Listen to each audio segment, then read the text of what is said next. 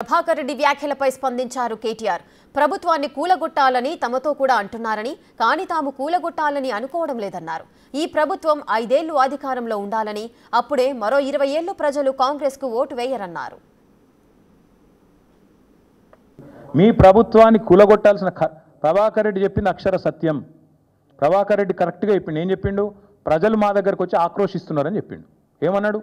అన్న మేము తిరుగుతున్నప్పుడు వచ్చిన వాళ్ళు వచ్చి అంటారు, ఎన్ని రోజులు భరించాలి దరిద్రాన్ని, ఎత్తవతల వాడే రాదుండ్రన్నా అంటున్నారు. మేము చేస్తామని చెప్పలేదు కదా, ప్రజలు చెప్తున్నారు, ఇట్లా అంటున్నారు. కొంతమంది అయితే మేము పైసలు కూడా చందాలు వేసుకొని ఇస్తాం రాబోయ్, వీళ్ళు కులగొట్టురు లొల్లేందని అంటున్నారు అని కూడా చెప్పిండు. ఎస్, మాతో కూడా అంటున్నారు, కానీ మేము కులగొడతామని చెప్తలేం.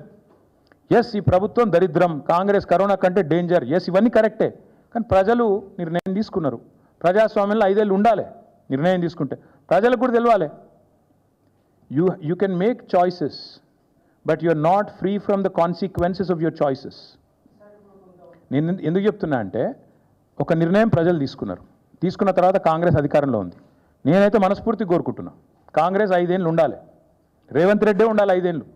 ఎందుకంటే మళ్ళీ 20 ఏళ్ళ తర్వాత ఎవడు కాంగ్రెస్ కోటేయడు. ఇది నా వ్యక్తిగత అభిప్రాయం. కాబట్టి మాకు ఈ దిక్కుమాలిన ప్రభుత్వాన్ని కూలగొట్టే ఆలోచన కానీ, ఎజెండా కానీ, కర్మ కానీ మాకు లేదు.